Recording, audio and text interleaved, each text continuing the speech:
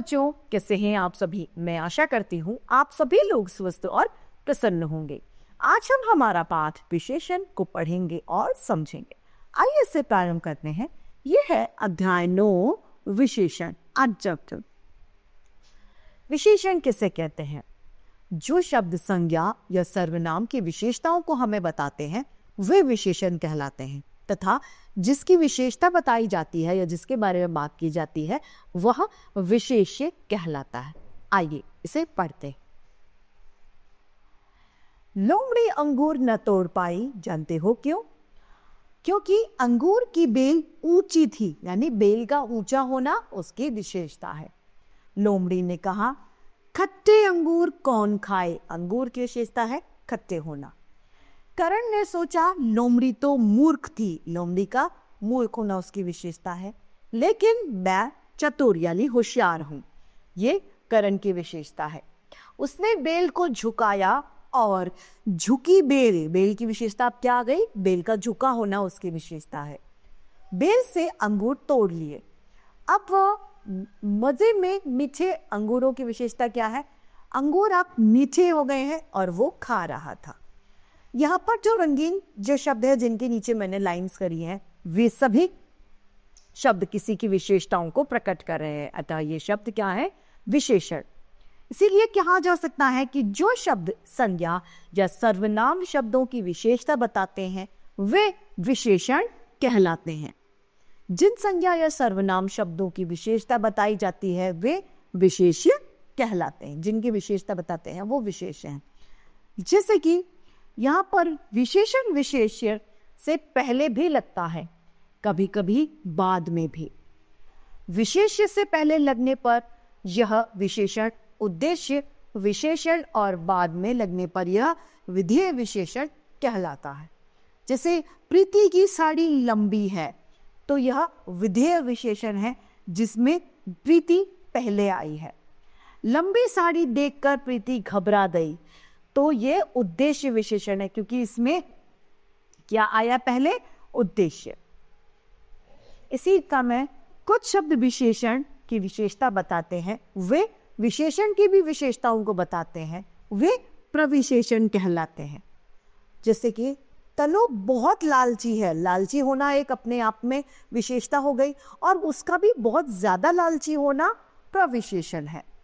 वह लगभग सारा दूध पी गई, तो लगभग दूध का पी जाना, सारा और वो भी लगभग, तो उसका प्रविशेषण है। विशेषण के 4 भेद होते हैं। पहला गुणवाचक विशेषण, दूसरा परिमाणवाचक विशेषण, तीसरा संख्यावाचक विशेषण तथा चौथा सार्वमानिक विशेषण। पहला हमारा आता है गुणवाचक विशेषण। जो शब्द संज्ञा या सर्वनाम के गुण, दोष, अवस्था आदि को बताते हैं वे गुणवाचक विशेषण कहलाते हैं। जैसे कि कल में मेरा कोट काला है, यह पेन बहुत अच्छा है, अंगूर खट्टे हैं, सरला बहुत बुद्धिमान है। ये सभी क्या है? गुणवाचक विशेषण के उदाहरण हैं। दूसरा है परिमाणवाचक विशेषण। परिमाणवाचक विशेषण में हमें नाप तोल मात्रा के बारे में पता चलता है, वह परिमाणवाचक विशेषण कहलाता है। जैसे जो विशेषण शब्द संज्ञा या सर्वनाम के परिमाण यानी नापतोल के बारे में बताते हैं ये परिमाणवाचक विशेषण कहलाते हैं। जैसे कि परिमाणवाचक विशेषण 2 प्रकार के होते हैं, निश्चित परिमाणवाचक तथा अनिश्चित परिमाणवाचक। निश्चित परिमाणवाचक में यह मात्रा की निश्चितता को दर्शाते हैं। जैसे यह एक पेन है, यानी यह निश्चित है कि एक पेन है। मुझे 1 लीटर दूध चाहिए, 2 मीटर कपड़ा दे दीजिए, यानी यहाँ पर दूध का 1 लीटर होना भी एक निश्चित मात्रा है। 2 मीटर कपड़ा होना, यहाँ कपड़े की भी हमने माप एकदम निश्चित दी है। अतः ये निश्चित परिमाणवाचक विशेषण के उदाहरण हैं जिसमें हमें मात्रा की निश्चितता का पता चलता है। दूसरा इसका बिंदु है ख, अनिश्चित परिमाणवाचक विशेषण। इसमें मात्रा की निश्चितता नहीं पता चलती। जैसे थोड़ा दूध दे दीजिए, थोड़ा कितना हो सकता है? 1 लीटर, हो सकता है 4 लीटर, हो सकता है 10 लीटर। तो यहाँ पर मात्रा अनिश्चित है। दूसरा है वह बाजार से थोड़ा सा आटा लाया। थोड़ा सा कितना? 1 किलो, 2 किलो, आधा किलो, पाव भर, 10 किलो, कितना? यानी यहाँ पर मात्रा अनिश्चित है, इसीलिए यह अनिश्चयवाचक परिणामवाचक का उदाहरण है। तीसरा है हमारा संख्यावाचक विशेषण। जो विशेषण शब्द संज्ञा या सर्वनाम की संख्याओं के बारे में हमें बताते हैं वह संख्यावाचक विशेषण कहलाते हैं। एक कुर्सी दे दीजिए, यह एक पेन है, ये दोनों क्या है? संख्यावाचक विशेषण के उदाहरण, जिसमें हमें संख्याओं का पता चलता है। इसके भी 2 खंड हैं, खंड क और खंड ब। खंड क है निश्चित संख्यावाचक विशेषण। निश्चित संख्यावाचक विशेषण वो है जिसमें हमें संख्याओं की निश्चितता के बारे में पता चलता है, यानी यह संख्या इतनी निश्चित है, इसका ज्ञान होता है। वहां पर 2 बच्चे खेल रहे हैं, यानी यह निश्चित है कि 2 ही बच्चे हैं, संख्याओं की निश्चितीकरण है। दूसरा है अनिश्चित संख्यावाचक विशेषण। अनिश्चित संख्यावाचक विशेषण में संख्याओं की गिनती निश्चित नहीं होती। जैसे कि मेरे विद्यालय के उत्सव में बहुत से लोग आए, बहुत से 100, 200, 10, 15, कितने? गिनती निश्चित नहीं है, अतः अनिश्चित संख्यावाचक है। कुछ बच्चे मैदान में खेल रहे हैं, कुछ कितने? 2, 4, 10, 15, कितने? संख्या निश्चित नहीं है, अतः ये अनिश्चितवाचक संख्या विशेषण है।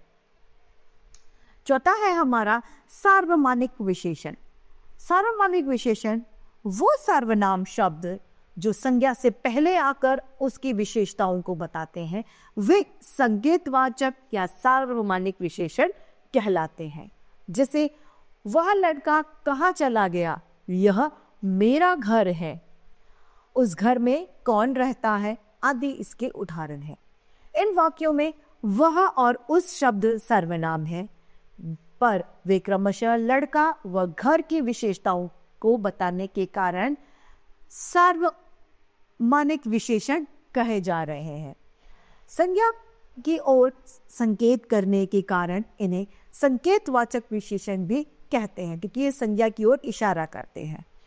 जैसे ये आम मेवे है, यहाँ पर ये शब्द आमों की ओर संकेत कर रहा है, अतः ये संकेतवाचक विशेषण का उदाहरण है। सर्वनाम तथा सार्वमानिक विशेषणों में अंतर।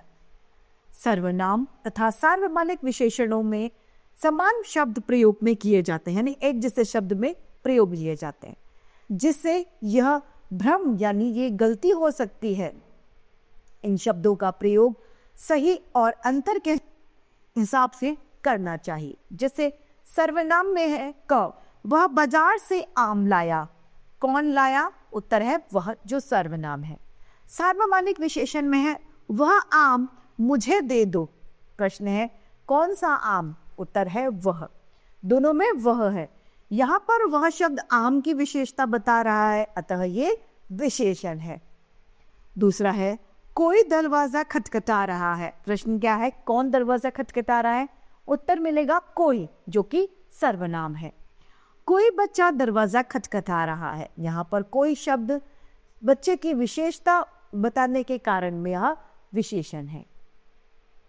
अब विशेषणों की रूप रचना।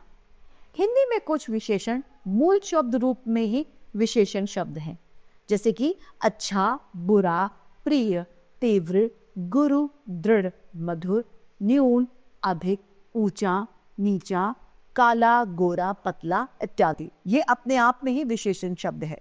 लेकिन कुछ विशेषण शब्द संज्ञा, सर्वनाम या क्रिया में प्रत्यय जोड़कर भी बनाए जाते हैं।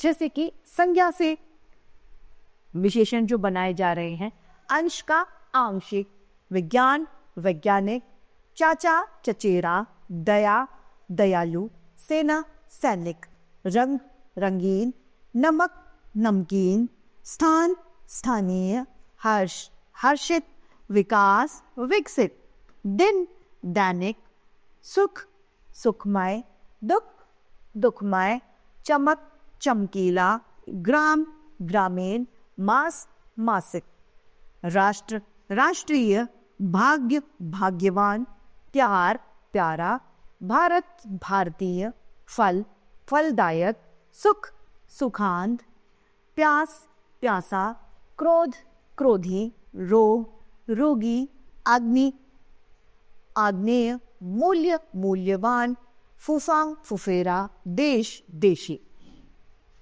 अगला है हमारा सर्वनाम से।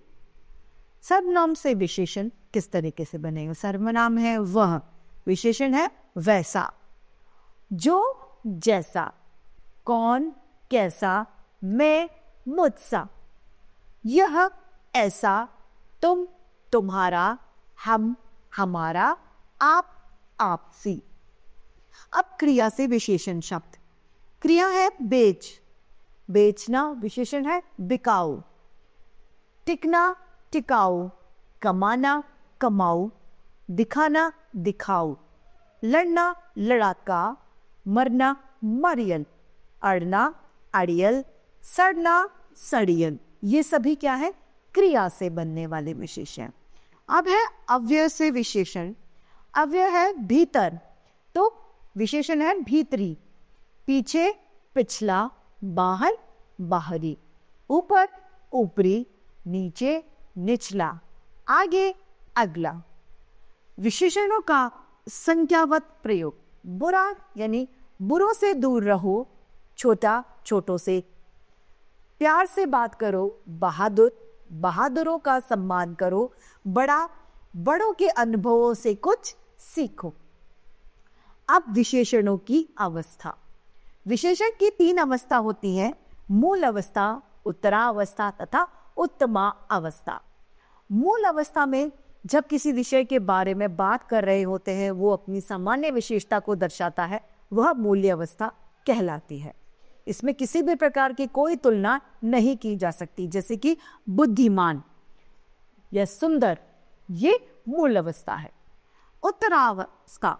उत्तरावस्था किसी विशेषण से एक दूसरे की तुलना के समय की जाने वाली, एक को ज्यादा अच्छा, एक को कम अच्छा बताना जाता है, वो उत्तरावस्था है। जैसे कि नीलम कविता से बुद्धिमान है, तो यहां पर 2 लोगों में क्या हुई? तुलना यानी कंपैरिजन। उत्तमा अवस्था। उत्तमा अवस्था में जिस विशेषण से एक दूसरों की तुलना करके सबसे ज्यादा विशेषता बताई जाए, उसे उत्तमा अवस्था कहते हैं। जैसे नीलक सबसे बुद्धिमानी है, यानी इसमें सर्वश्रेष्ठ बता दिया जाता है, सबसे ज्यादा अच्छा। यहाँ पर मूल अवस्था दी गई है, उत्तरावस्था तथा उत्तमा अवस्था। मूल अवस्था है अधिक, उत्तमा है अधिकतर, और उत्तमा है अधिकतम यानी सबसे ज्यादा अधिक। मूल अवस्था न्यून, उत्तरा न्यूनतर, उत्तमा न्यूनतम। मूल अवस्था बलिष्ठ, बलिष्ठतर उत्तरा और बलिष्ठतम उत्तमा। निकट मूल अवस्था, उत्तरावस्था निकटतर और निकटतम उत्तमावस्था। महान मूल अवस्था, महानतर उत्तरावस्था, महानतम उत्तमावस्था। कोमल मूल अवस्था, कोमलतर उत्तमावस्था और कोमलतम उत्तमावस्था। दीर्घ मूल अवस्था, दीर्घांतर उत्तरावस्था और दीर्घतम उत्तमावस्था। सूक्ष्म उत्तरा मूल अवस्था, सूक्ष्मतर उत्तमावस्था, उत्तरावस्था तथा सूक्ष्मतम उत्तमा अवस्था। शीघ्र मूल अवस्था, शीघ्रतर उत्तरावस्था और शीघ्रतम उत्तमा अवस्था है। ऊंचा मूल अवस्था, उच्चतर। अधिक ऊंचा तो क्या हो गया? उत्तरावस्था। सबसे अधिक ऊंचा उत्तमावस्था। सरल, सरलतर उत्तरावस्था, सरलतम उत्तमावस्था। मधुर मूल अवस्था, मधुरतर उत्तर अवस्था और मधुरतम उत्तमावस्था है। लंबा मूल अवस्था, अधिक लंबा उत्तरा तथा सबसे अधिक लंबा उत्तमा अवस्था है। इसी के साथ मोटा, अधिक मोटा और सबसे अधिक मोटा होना उत्तमावस्था। बलवान मूल अवस्था, अधिक बलवान उत्तरावस्था तथा सबसे अधिक बलवान उत्तमावस्था है। बुद्धिमान, अधिक बुद्धिमान उत्तरावस्था और उत्तमावस्था है सबसे अधिक बुद्धिमान। इसी के साथ ये पाठ समाप्त होता है। आइए संक्षेप में इसे दोहरा लें। संज्ञा तथा सर्वनाम की विशेषता बताने वाले शब्द सर्वनाम विशेषण कहलाते हैं। जिन शब्दों की विशेषता बताई जाती है उन्हें विशेष्य कहते हैं। विशेषण के 4 भेद होते हैं: गुणवाचक, संख्यावाचक, परिमाणवाचक तथा संकेतवाचक विशेषण। विशेष्य से पहले लगाने पर विशेषण उद्देश्य विशेषण होते हैं, तब बाद में लगाने पर विधेय विशेषण कहलाते हैं। विशेषण की विशेषता बताने वाले शब्द प्रविशेषण कहलाते हैं। इसी के साथ ये पाठ समाप्त होता है। मैं आशा करती हूँ सभी को यह पाठ बनिभाती रूप से समझ में आया होगा। आज के लिए इतना ही, फिर मिलते हैं। धन्यवाद।